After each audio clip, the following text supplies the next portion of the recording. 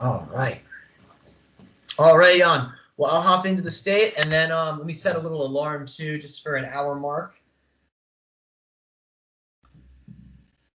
Yeah, go for it. Also, too, my audio feed every now and then goes through a little like difficulty. The audio might become jarbled. If at any point that happens, just ask RIok to just repeat whatever he had said. It doesn't happen often, but it has happened a few times over my last sessions with people. Okay, thank you for the heads up. Of course. All right. I will begin. Have a good time. You too. See you on the other side.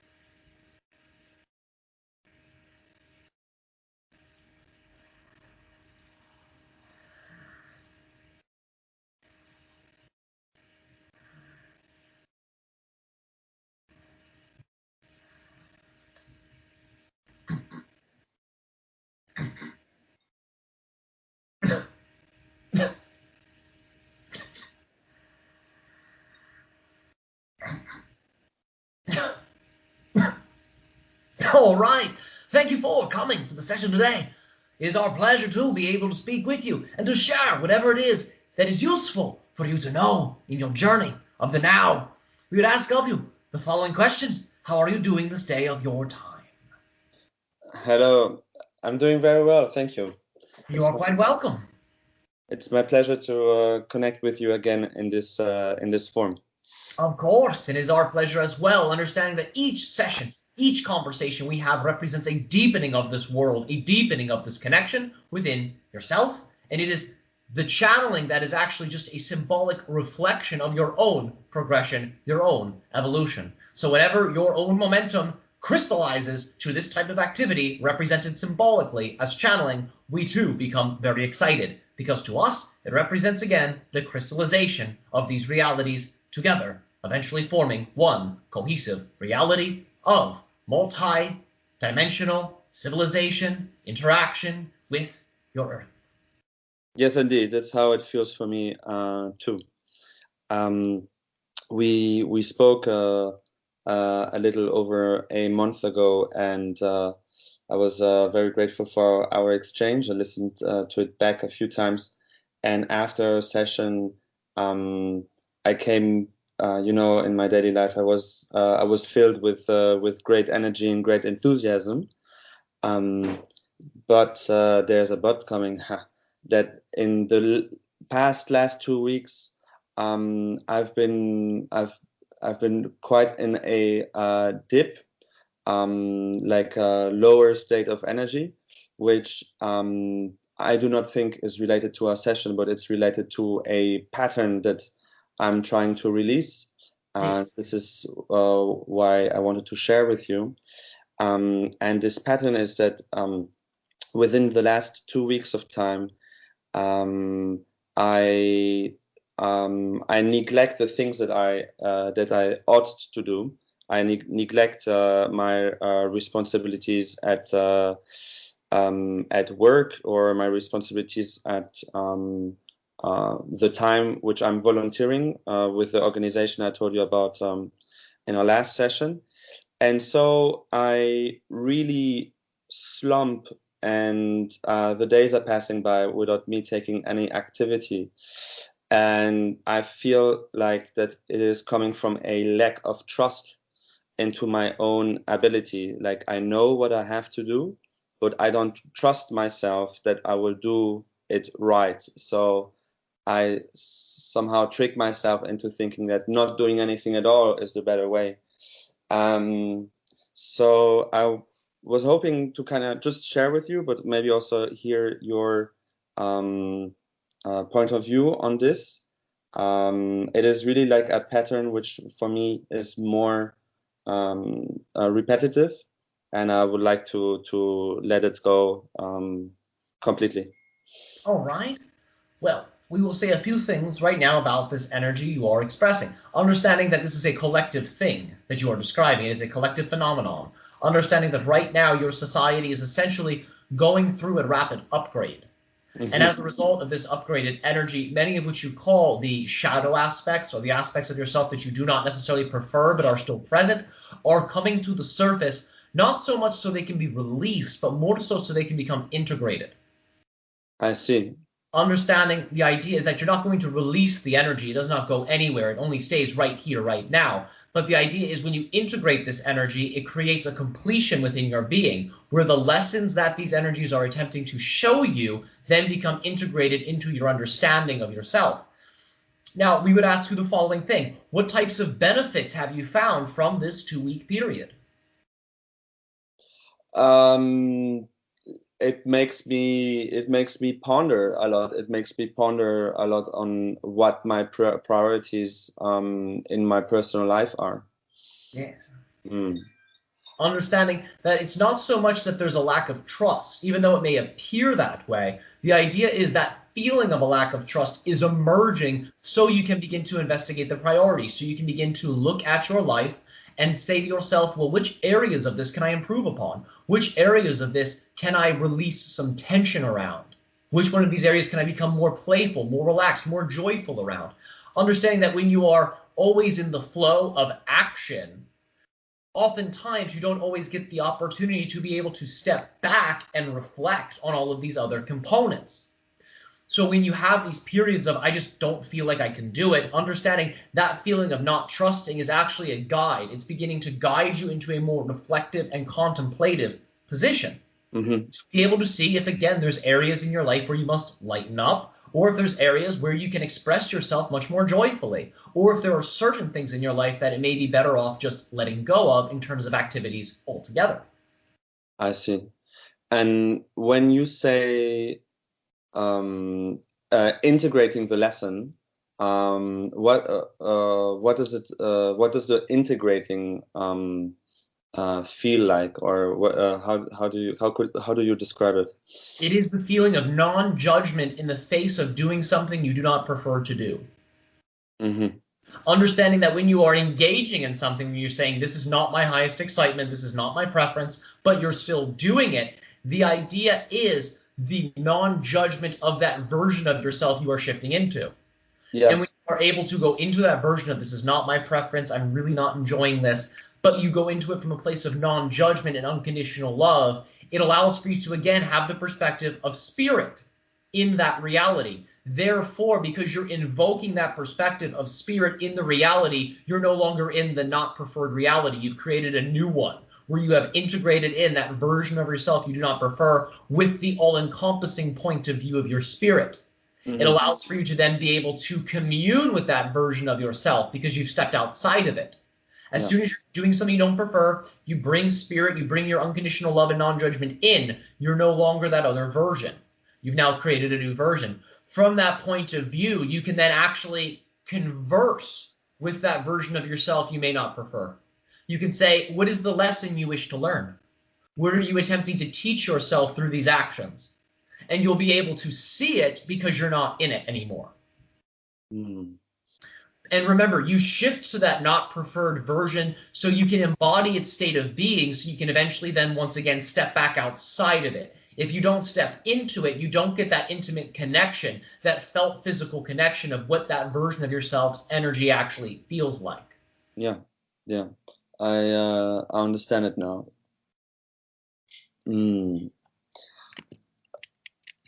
And so how can I use this to feel confident about myself every day? Like that full confidence is my new default. Does this also come from a place of non-judgment? Absolutely, yes. Because you only have a seeming lack of confidence because you are judging yourself negatively. The idea is when you have the negative judgment, it creates the feeling of, oh, I don't have the confidence, because you're creating a version of yourself that's using a negative definition. Yeah, yeah, indeed. Just out of curiosity, because so I understand now the process of integrating as you described it. So on the opposite side of this spectrum, other than also people who split up their personalities instead of integrating them, and then they have like what we call split personalities. Yes. Mm. Would you like me to elaborate on this idea? Um, Not per se, actually. Oh, yes. No, We but figured it would be a little self-explanatory as to what's taking place there. yes, I think so. But maybe it's relevant to this conversation. It will come up again. Uh, Yes, actually, we do find there is a pillar of relevance if you'd like us to expand on that briefly. of course, please. Understanding that when you encounter someone who's having that disorder, as it has been called in your world, this is reflective of them having gone into those negative realities, but not integrating it. Instead, attempting to judge it and then attempting to create out of it. So the idea is instead of doing the dance of loving that less preferred version of themselves, they are essentially going in there and judging it. Because they then feel guilty about the judgment, they begin to suppress the feeling of guilt. Yeah, They also then begin to suppress their link with that version of themselves they don't prefer, but the link is still there. They're pretending it's not there. So they've judged something negatively. They've then attempted to suppress their guilt in relationship to that negative judgment. And then they are attempting to essentially become another person. They are attempting to become another person, not out of love for exploration, but out of an attempt to escape that negative version of themselves they're suppressing. I see. But because they haven't broken the pattern, they then repeat that pattern when they shift to the other version of themselves. They continue to judge there. And then they will try to run away from that again. And it goes from point A to point B, from point A to point B. And it ends up becoming so momentous over time that these parallel reality versions of themselves they don't prefer essentially go back to the origin point of that person's consciousness and says, hey, you've opened up all of these doors with us. You haven't integrated us yet. And that person then experiences themselves as all of these other beings in a way that is not cohesive. If they begin to systematically integrate each version of themselves back together, it can create an alleviation of the disorder, as it has been called. I see. And this is then something that you do intuitively in meditation or in the waking state, or with what? You may find it can be both, but it will typically work better from a meditative point of view because you will have less stimuli grabbing at your attention. You will have only your inner state in that sense that you will be using your attention upon. So it can be much more easy during more meditative practices, understanding that once you get proficient in that process, you don't necessarily need to be in the meditative state. You can actually do it while you are navigating your life very actively. Yes, indeed. Yeah, it's interesting to have both of your descriptions of both of these states or both of these manners of doing. Let's say I have two choices, in my daily life, and that are very different. How do I feel which one has the most love, which one comes out of love, and how do I feel which one comes out of separation and comes out of fear? Yes, understanding that you have different ways of gauging the energy. Understanding that if you attempt to intellectualize it, you will actually be filtering that natural energy contained within each of these choices or options through the belief system filter of the brain. Exactly. So it can actually mislead you because the brain may have a significant amount of fear around a particular option that's actually reflective of passion. And when you attempt to intellectualize it, you'll be interpreting that passion through the fear-based belief system. So it will actually come through as resistance and fear. And for some of you, when you intellectualize it, it can actually lead you away from what your passion actually is. The idea is you can do an exercise that involves uniting the brain with the heart, with the intestines, understanding that each of these are major complexes of electrical activity. Whenever you have major complexes of organic electrical activity, that is where you are beginning to access and are beginning to perceive different doorways to a person's consciousness. The heart, the brain, and the intestines represent some of these major access points to consciousness. What we would recommend is the following: becoming aware of the brain and what the brain feels like, then becoming aware of the heart and what the heart feels like, and then bringing that down into the belly to see what, again, the intestinal mind feels like. When you do that, you are unifying these different plexuses into one plexus stored within the intestines. It goes back to that phrase on your world of trusting your gut. Exactly. Mm-hmm. When you are then from here, we would ask you to begin to breathe into your belly, charging up your gut mind, your primordial mind, you could say, your more ancient mind. Because again, the gut in that way is nourished by bacteria that have been native to your earth for hundreds of thousands of millions of years. So understanding they help to create this matrix that represents the gut mind. So it is a very ancient mind that is very much connected to the history of your earth, as well as your unique life path while on earth. So in terms of decision making, in terms of options and which ones are more exciting or less exciting, the best gauge from that is actually located within your belly, within your gut, because it is such an ancient mind so linked with the earth. And following your passion is an action-based process linked to action steps taken on the earth.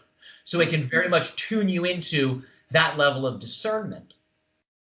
Once you are here, because you have brought the heart into that gut location, the heart's energy and the brain's energy, you'll be able to have an enhanced perception of the emotional resonance of each of these options without the physical mind judging it. So it won't have that filter obstructing the actual quality of these options.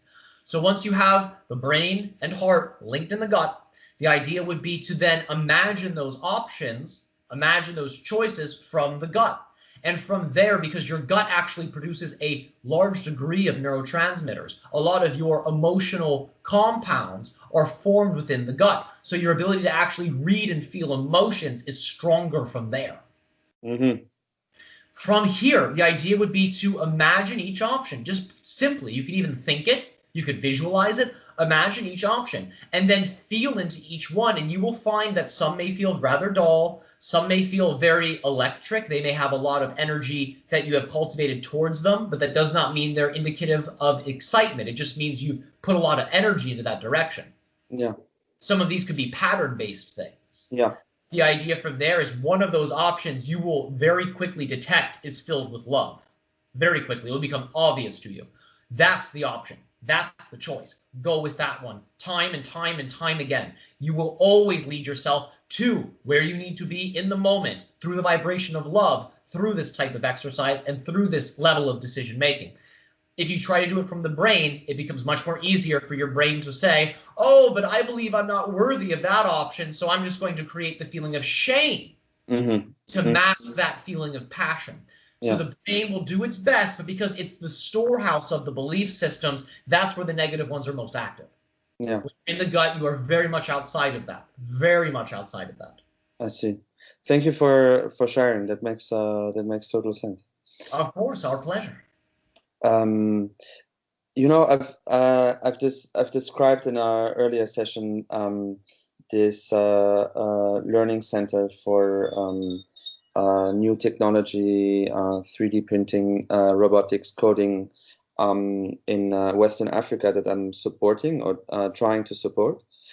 And I think I know it is my passion. Let me rephrase it like this. I know it is my passion. But in these last 2 weeks that I described, I also got great anxiety from it. And I feel it's part of a bigger picture, but I cannot place it yet. Where exactly does it fit? The passion of the occupation or the feeling of the anxiety? The feeling of the anxiety, so that I'm not at all times, but sometimes for me, my passion is strongly linked to my anxiety. Yes, Yeah. yes. We would like to remind you, you are an infinite being, number one. Number two, any feeling of negativity, any feeling of doubt is automatically an illusion cast over your infinite nature. Whenever you feel that, you can begin just like you're snapping your fingers. You can snap your fingers and say illusion, false. Mm-hmm. You can literally command your energy in such a way where you will instantly begin to turn it off. That is false. Mm-hmm. Now, what you may find is it may actually intensify that negative feeling for a brief time because the negative feeling will attempt to argue for its validity. It'll attempt to say, what do you mean? I'm real. I'm a real feeling. And you'll say, you're false. You are a manifestation of unconditional love expressing itself in a negative way. The story you're telling me is false. So quickly being able to look at what you call the negative feelings and say, this is an illusion. This is inherently an illusion because creation is inherently unconditional love, which is inherently a positive feeling. So as soon as you see something that is not that, you automatically know it is false. It is automatically an illusion by definition. Mm-hmm. All right? That's number one, Yes. to remind you of this, to help you remember your ability to recognize an illusion when you see one. That is Yes. an important skill to begin to cultivate. Now, once this is there, again, as our society has said to you, it is oftentimes linked to negative belief systems. It is oftentimes linked to negative psychological concepts you have bought into, and that is what is warping the vibration of love to appear then as anxiety. Mechanically, that's what's happening. It is the belief system filter, the opinion. Now, understand again, when this process is intellectualized, it can become a little more challenging to let the beliefs go. So when you bring it again to the belly, you can then breathe into that belly, feeling your belly expanding into your infinite nature in all directions. Mm-hmm. Feeling your belly expand into the infinite self, and ask that question, what do I believe to be true about this reality? And as you breathe in and you feel your expansiveness into the infinite and you exhale, allow for yourself to give the answer to that belief system, what it is. You will find that you are able to very quickly identify the belief system, especially when you identify that the illusory nature is present. As soon as you say, oh, this is an illusion, it becomes a puzzle. It becomes a house of mirrors. It turns it into a game. Yes, indeed. How do I get out of this funhouse? I must find the way. So the finding the way is then symbolized through, again, the recentering of the self into the belly. Because as soon as you do that, you're no longer buying into the belief or the patterned behavior related to the belief. You're breaking the pattern by saying, this is false. Let me now center my brain with my heart, with my belly. As soon as you do that, you've stepped completely outside of the paradigm of the negative belief because you're not acting in its pattern sequence anymore. Yeah. Yeah. From there, breathe into your infinite nature, breathe into your belly and say, what is the belief system I am using to create this? Mm-hmm. And you'll find you can very quickly reveal to yourself what the beliefs are. It can help you to very quickly get to the core belief systems should you use it that way. Yeah. That's very interesting. I remember you once saying that consciousness is non-local, and that we experience often consciousness as local to the head, but consciousness is much more than that. And as we are infinite beings, I wanted to ask you, what is your definition? What consciousness is? Existence itself. Understanding that existence and consciousness and unconditional love are very synonymous things because they are all essentially depicting different levels of the exact same thing, the one thing.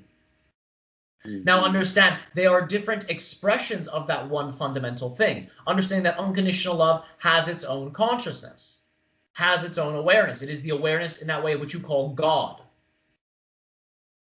And God is existence. Therefore, these are all aspects of the exact same thing. Now, understanding You have different delineations of consciousness. You have mineral consciousness, animal consciousness, positive consciousness, negative consciousness, light consciousness, dark consciousness, neutral consciousness. Understanding this is just talking about the ways that that fundamental quality of existence, which is also conscious unconditional love, will choose to creatively express itself. And it's just through that expression in unique ways that creates the diverse appearance of the one consciousness. Yeah. So if I relate it back to me, my consciousness is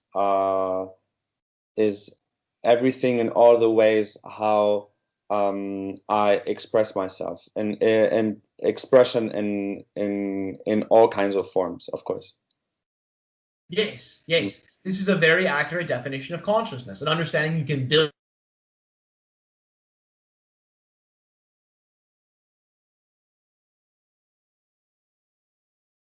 RIok?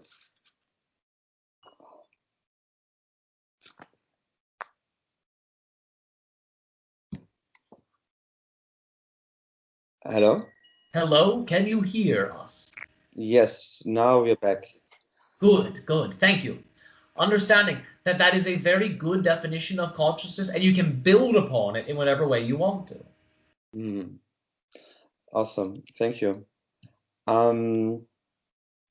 I remember two things.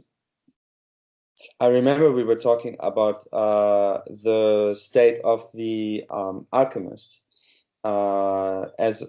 as an individual, meaning that the state of the alchemist is that this, how I understood it last time we spoke, is that as an individual, one can transform all kinds of states that they find themselves in. So also in their environment, but also of course personal feeling states. Yes.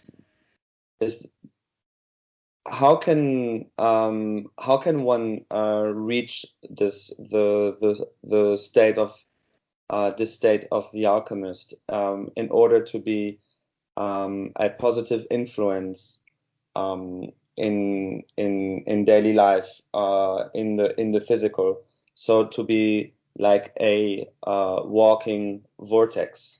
Yes, understanding the following, that when you are experiencing something positive, one way you can do this is the following. How can I bring even more love into this positive situation? It's akin to our formula of following your passion. When you're already doing a positive thing, you can build on that momentum by saying to yourself, how can I explore this even more positively with even more love? And it will continue to build and build and build and build and build. The idea is when you are with, let's say, another person who is potentially emanating negative vibrations, the role of the alchemist there is, all right, they are representing an aspect of my own consciousness that is not in love. In addition to this, they also are not really outside of me. I perceive them that way, but that's just an illusion. They are not really there. Therefore, the answer here is to love myself very deeply and to love the aspects of myself that may be slightly negative, that are in resonance with the negative appearance of this seemingly external person.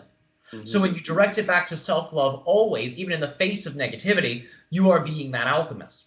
Understanding the process of alchemy is simply the transforming of one thing into another thing. It is the transformation of substances. Yes. With this being said, remember, you are already an alchemist. Your body is a literal alchemical laboratory. Your body is taking all types of substances and converting them into new substances. It is breaking things down and building them up. So understanding your body is already an alchemist's workshop. You're already living in an alchemical laboratory just by being in a body. Knowing this, you automatically start to shift into the perspective of being an alchemist. Because as soon as you realize it's fundamental to you and you can't actually escape it because it's part of your design, you have no choice but to start to live it. It's just a matter of acknowledging that. And then from there, it's the idea of utilizing your creativity in the face of whatever may be facing you, whether it be another person or a negative feeling or an event or a fear, whatever it is, understanding that it never really is outside of you and it is created by you. And from there, once you realize it's created by you, it's up to you to choose how to respond positively to it. And once you do that, you have automatically begun to transform it. You've already begun the alchemical process just through the application of saying, I'm going to find a way to look at this positively. Even if you don't know what the way is, just by virtue of the fact you are considering it and are contemplating using a positive perspective, you've already begun the process. And your body's alchemical laboratory is then turning its gears to allow for the process to unfold because it instantaneously responds to your thinking. Understood. Thank you. Of course. I wanted to ask you if you could tell me a little bit more about my purpose, my life's purpose. All right. Well, remembering you're already fulfilling it by virtue of the fact you're on Earth and existing. That's number one. You're already fulfilling the purpose. Now, number two, I would like to ask you is a question I've asked you before. What are your passions? What are your excitements? My passion is to solve some of our environmental challenges through technology. My passion is to build organizations and companies in cooperation with other individuals. All right. Yeah, I really like topics like that we discussed, like renewable energy, water filtration. I really like the topics of agriculture. Yes. And new technologies too. Yes. Understanding that your life purpose is intimately woven into your passion. That's the way it works. Mm-hmm. It's how you know it's your life purpose by virtue of the fact you're passionate about it. Now, we will get into some specifics with you on how you can open this door even more because, again, it may seem rather vague when you say, I know I like these things, but I don't know if there's a path. I don't know if I can really feel the path. I know I'm on a path, but I just don't feel it all the time. We want to give you a little bit of information to help you crystallize the knowingness that you are still on your path and you are walking your path with love. Because remember, you're always on your path because you exist. Yeah. But it's a matter of how are you walking your path? How are you living your path? That's what people actually mean when they say, am I living my life purpose? They may know that there are things that excite them, but if they're not acting upon it, they are not in that way living their life purpose fully. They're still on the path, they're still living it, but not as fully as they could. Exactly. So we will say is the following. Take these ideas that we're going to provide you and see how they feel. Remember, we are providing this for inspiration's sake, but we are also tailoring it to be very specific to your path. It will strike many chords with you. Take and pick what you need, what you feel is useful, and what you can act upon. Understanding details to what we are about to say may emerge synchronistically at other times. Even if they don't seem very immediate right now, keep them in your back pocket. You might need them. All right. We are going to say the following to you. Regenerative agriculture that is also utilizing technology to support the homeostasis of the soil as well as the plant life. Understanding you can create different resonant fields of subtle and electrical energies that are conducive to plant growth, that are conducive to crop growth. You can utilize these types of technologies in a way that is reflective of what is known as permacultural farming or biodynamic farming. Understanding that this is some of the more original food cultivation methods that are native to your earth. And should you hybridize these types of farming styles with different technological feats that have to do, again, with pulsing vibrations that are beneficial to the health of systems, you will find it can create major breakthroughs in your agricultural understandings and techniques. Because many people understand vibrations can heal, and many people understand organic farming, biodynamic farming, permaculture-based agriculture is very good. There is almost no one on your earth fully combining them. Yeah. That is not something that is being very well explored. It's being done in certain respects. with respect to the idea of geometric configurations of crop growth sites. Many people are growing crops in a way that is reflective of geometry, and this can also be incorporated. But we are saying to take it one step further, to actually utilize electrical and subtle energy technologies to the crops. This will be something that you can capitalize upon should you so choose. Mm-hmm. Go on, I'll ask you later. All right. Understanding that you can use what are known as different frequency tones. Mm-hmm. You're familiar with the idea of people who play music to the plants to assist them in their growth? Yes, exactly. The same can be done with different tones. These tones can be pulsed or vibrated in specific ways that can assist the plants in their growth, as well as the people who are helping to take care of the plants.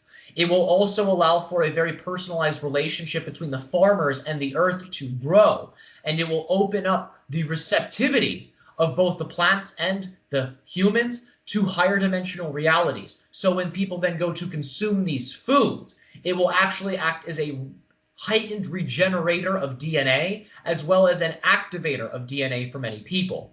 It is the reason that there's the saying on your world that the subtle energy of your food will become your mind. That is a saying in your yogic traditions. And the idea is when you are infusing the food and growing the food in that type of way, where from farm to table it is being basked in unconditional love, it is being basked in balancing energies and frequencies, that the subtle energies of the minds of those who then consume the foods will follow suit in resonance with those farming techniques and practices and what it opens them up to. So the first one was like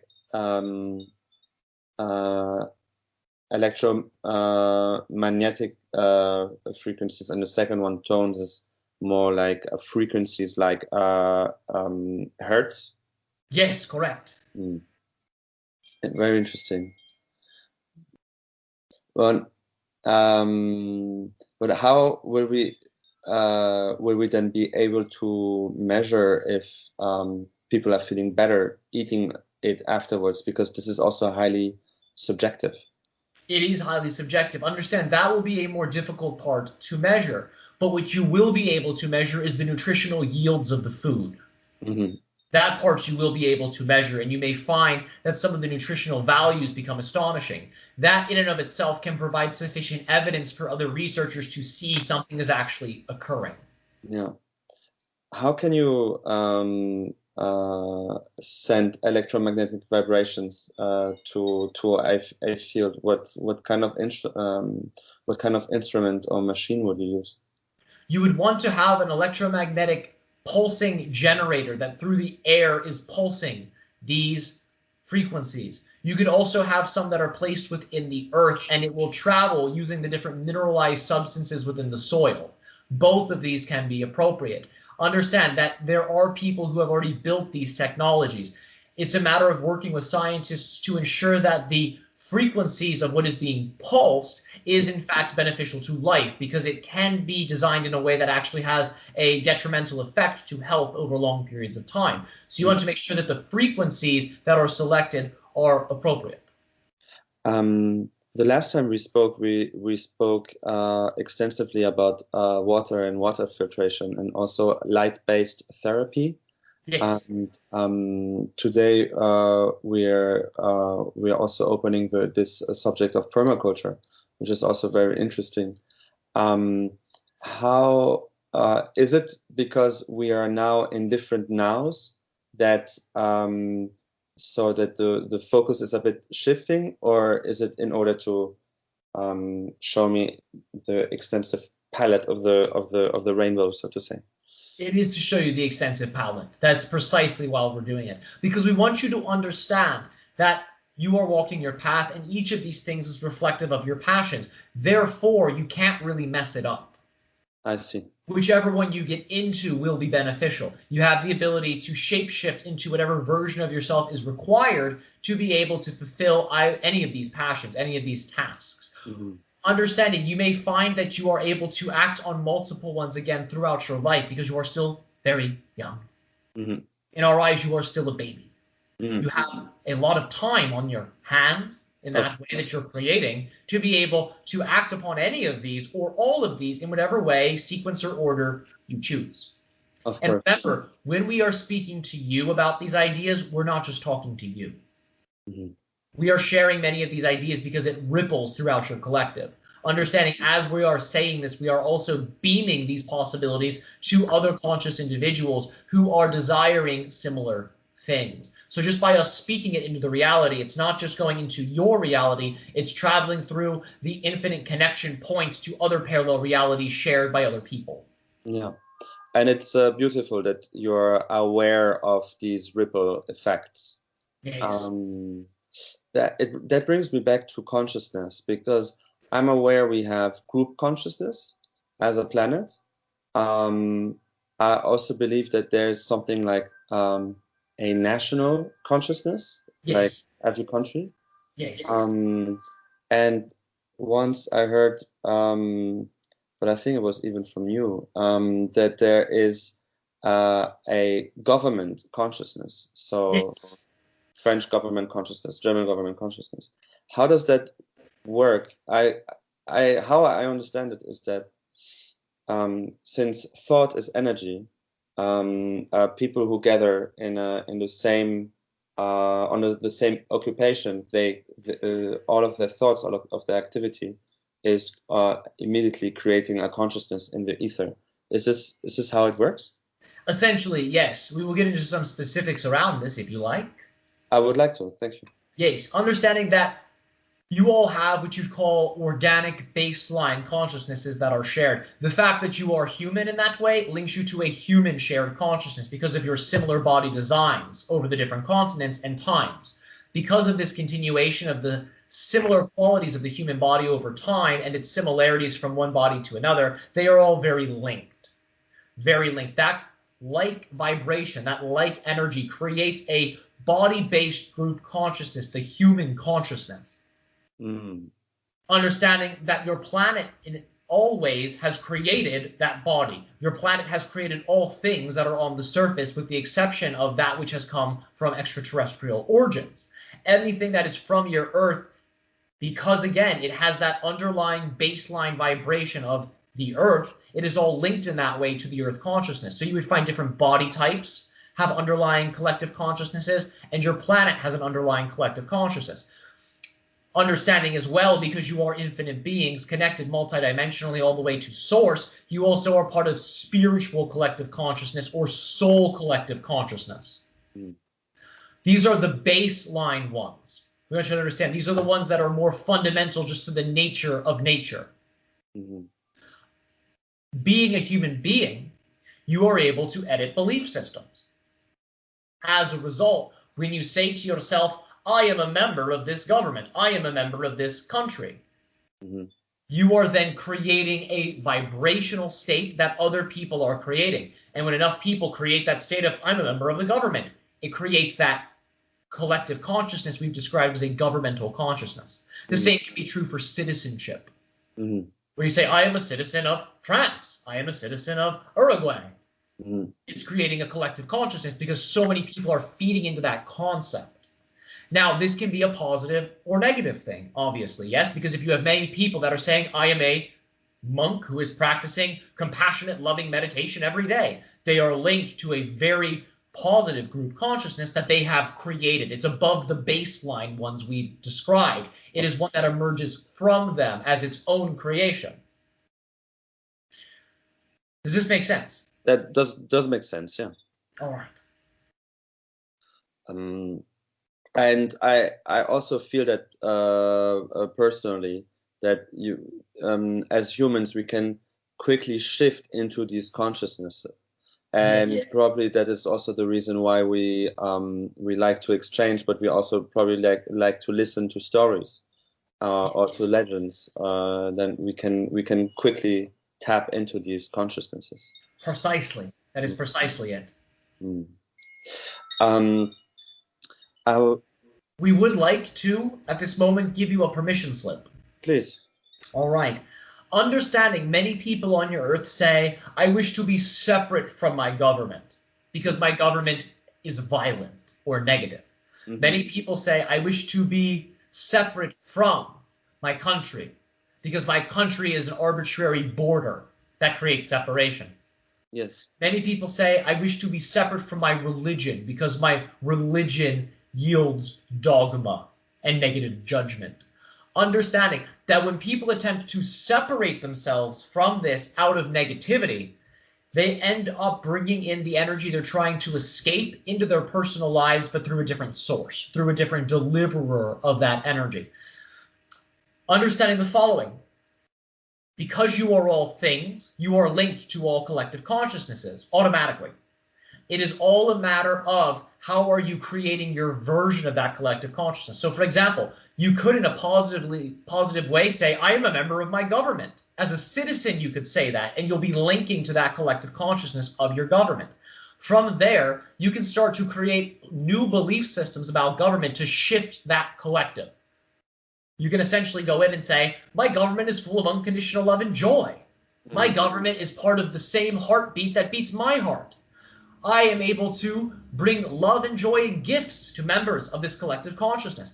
And through actually identifying with these collective consciousnesses, but treating them as if they were your favorite pet, as if they were your best friend, and feeding it love, feeding it joy, feeding it positive belief, positive affirmation, you can actually transform the collectives that you call negative from the inside.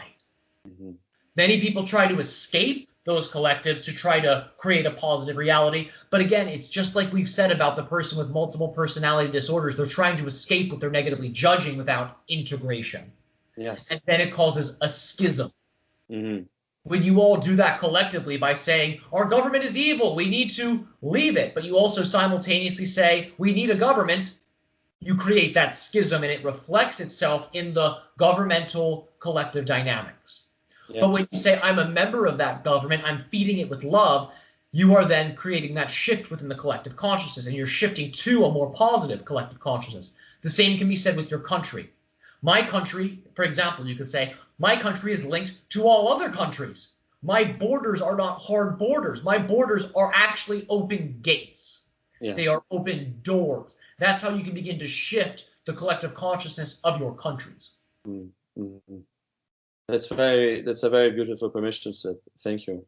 You are quite welcome. So we can then also from the inside out change Area 51 and open them up.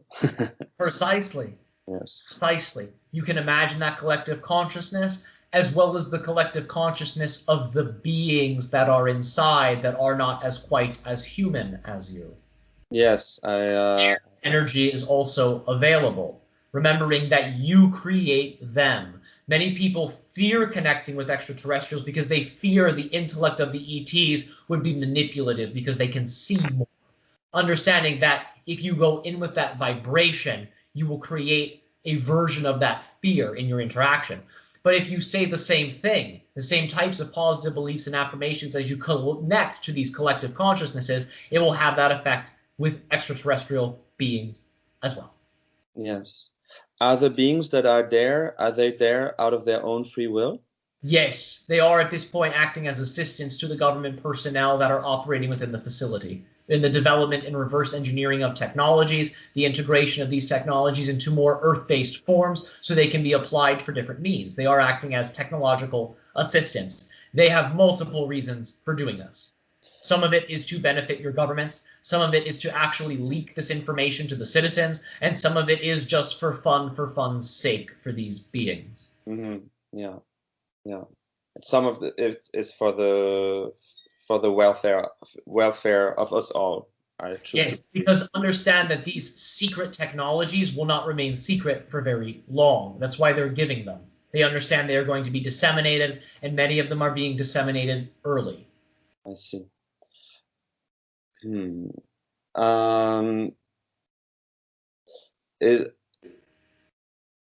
I believe that this timeline is very strong, and I believe that this is opening up in an accelerated manner. Yes.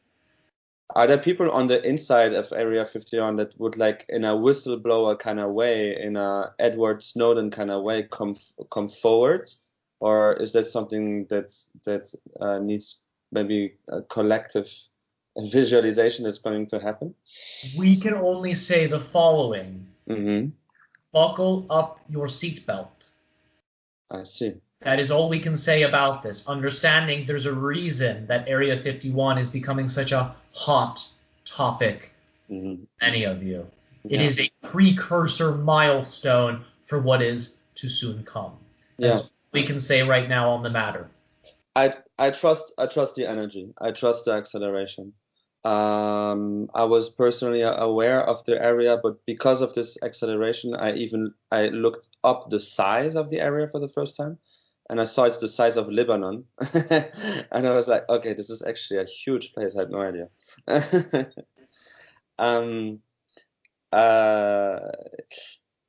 Tyler mentioned, the channel mentioned soul name. Yeah. I wasn't aware of this definition. Trusting the synchronicity. I wanted to ask you if you would like to reveal my soul name to me. Yes, one moment. Understanding that these terms are compilation of qualities fundamental to your soul. So we are gathering data from your soul now. We are streaming into your different lifetimes as well as your oversoul connection to compile in a linguistic sense the idea of a name. One moment.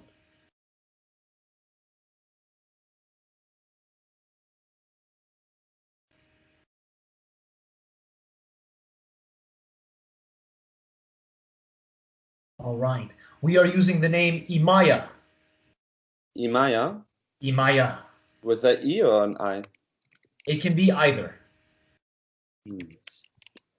So IMAYA or EMAYA. It would be a Y for the Maya part. Yes. Thank you for sharing. You are quite welcome. Since you mentioned the Oversoul, so the Oversoul are all individuals and beings with who I'm sharing a certain purpose? Yes, typically. Mm-hmm. And then can you tell me an adjective or a sort of definition what the purpose of the Oversoul group is that which I am linked to? All right. Understanding this Oversoul group, and you'll find that these themes overlap, by the way. Oversouls play the game they play for very specific reasons, but they are still individuated, representing their overall macro consciousness individuality. But they do have many crossovers. The idea of the Oversoul consciousness is to be able to very rapidly in all directions create incarnational themes. It is essentially one big eye. If you can imagine one big eyeball, being able to perceive multiple dimensions, multiple realities, multiple incarnations, all at the same time. And it is absorbing this information, and it is just like an eye delivering it to the brain. The brain in this analogy being source. It is literally showing source. It is source seeing itself through the different extensions and incarnational themes. The main goal of this is essentially to be able to collect enough data, to collect enough experience over time, where essentially an entire archive of universal evolution can be created. So, for example, if another universe was to then be created with another source, it could then draw upon the wisdom of this source, creating this universe in this way, to be able to download all of that information, so that way the new universe would be a building upon of what was there in that other reality, in that other universe. It's like a copy and paste of code from one universe into another, or from one source to another. It can be used in both ways, because one source can create many universes, and one source can then create another source, which will create other universes in its own different version of that spirit-based reality. So the Oversoul is collecting enough data so that source in a way reaches a particular level of critical mass, where it then must expand into a whole nother source altogether. So that is one of the main functions of the Oversouls. It is to collect data, so all that is can continue to grow itself using multi-source based awareness, different sources. Yes, yes, yes. That is the main function of the Oversoul. Your Oversoul's themes in particular are very far and wide in terms of what it is doing, because your Oversoul has given birth to many souls. Yes. Understanding it is your soul group in that way, the soul you come from and the incarnations surrounding that soul that are more relevant to the idea of a particular theme, a particular purpose, a particular path. Different soul groups will tend to have different themes or paths, and that's why they are different souls altogether, coming from the same Oversoul, because they're doing different things that, again, combine at a certain point to help with universal expansion or source expansion. Your unique theme is all about the following. When we say all about, because this is a theme you are exploring to varying degrees in multiple incarnations. The ability to help people feel better. Simply through doing that, through your own energy and your own actions, to create a world where it literally feels better to be upon. You are very much, in many of your incarnations, very tethered, very intimately linked to the dreaming mind of whatever planet you're incarnating upon. You have this connection with the earth. Part of your desire to improve upon the earth is because of that underlying desire to create a world that physically feels good for people. Because many people on earth can feel good at times, but because of their limitations, they end up creating negativity. And they then manifest a version of earth where it collectively feels a lot heavier, it feels more dense. You come from many realities where you have been on paradise worlds. You understand what it is to be on a world that just by being on it actually feels good. It's euphoric just being in the presence of the world. Part of your theme is the creation of such a version of earth. This is one of the reasons you are so invested in these technologies of regeneration, because your soul knows in its heart how to create a version of planets where it physically is good to be upon them, it physically is healing and beneficial to be on them, where people actually want to come to it because it's pleasurable. Yes. So you'll actually begin to create a version of Earth where even more positive-based consciousnesses can then incarnate, because they will say, look, it feels great there. Let's go there, and we can bring all of our tools of positivity to the Earth. Yes. So you should do this to essentially build up this dream version of the world. Yes. And I have actually memories of being of these kind of planets, of being of this kind of worlds. Yes, it is very close to your heart.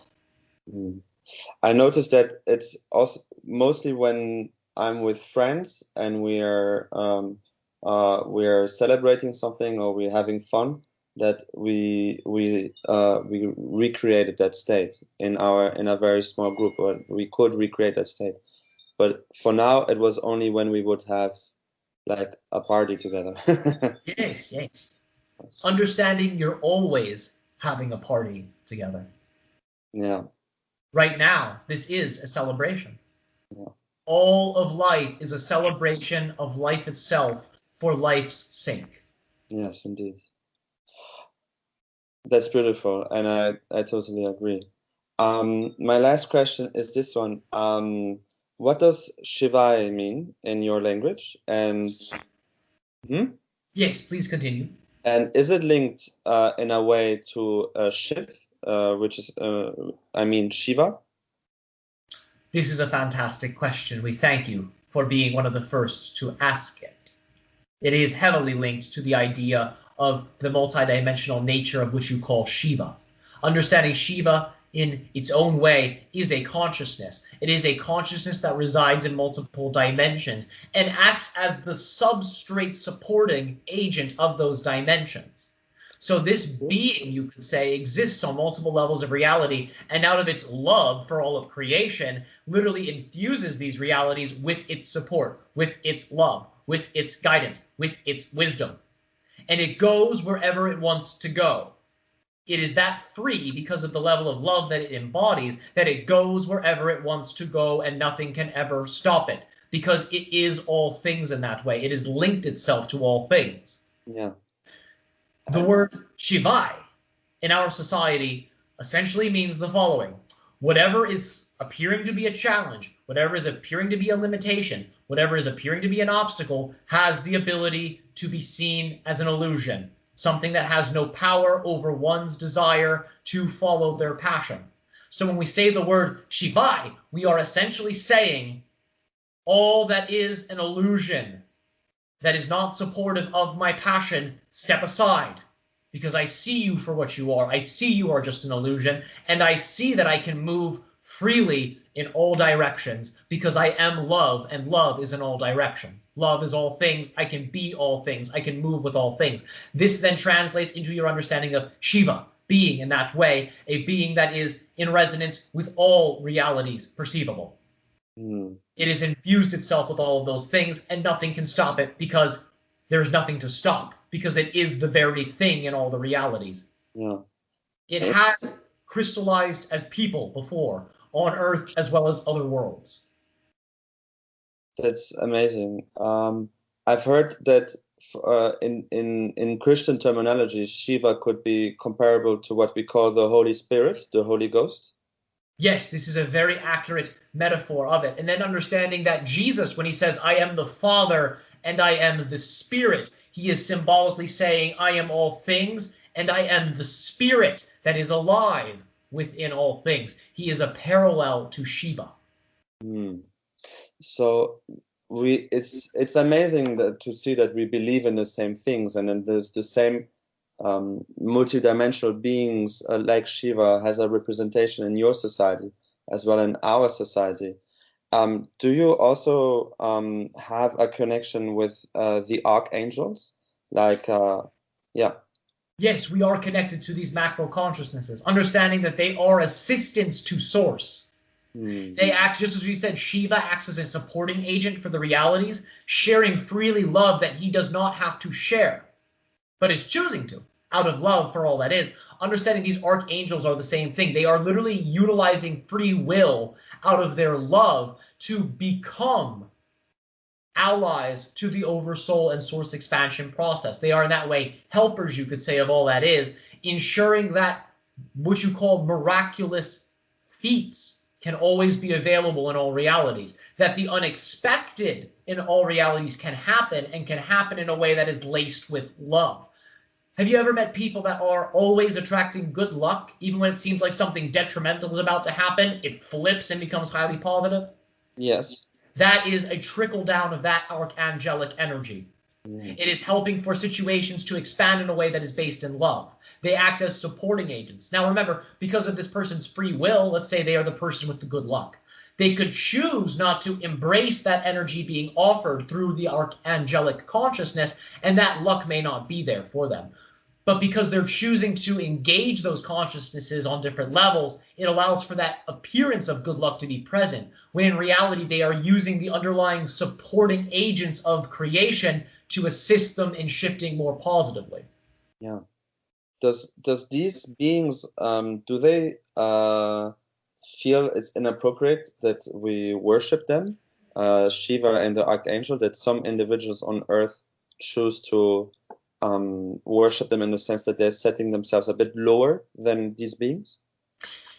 In many ways, they would wish for you to see yourself as them.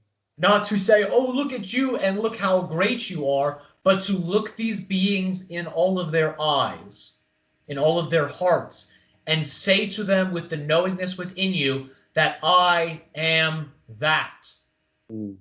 I am that. When these beings speak of worship and devotion, they are not saying worship me as a separate being. They are saying worship me by literally becoming me. Become the level of consciousness I am offering to you. And it's not through worshiping me that you get there. It's through knowing you already are that, because you already are all things all the time. Thank you very much for sharing. I think we are arriving at the end of the session. Yes? Okay. This is the end of this transmission. We thank you for your beautiful questions, your keen insight, and your devotion to your life and many lives that you are simultaneously living. It has been our pleasure to be able to interact with you in this way. Our unconditional love to you, always. And to you as well. Thank you so much. Thank you, and pleasant dreams. See you there.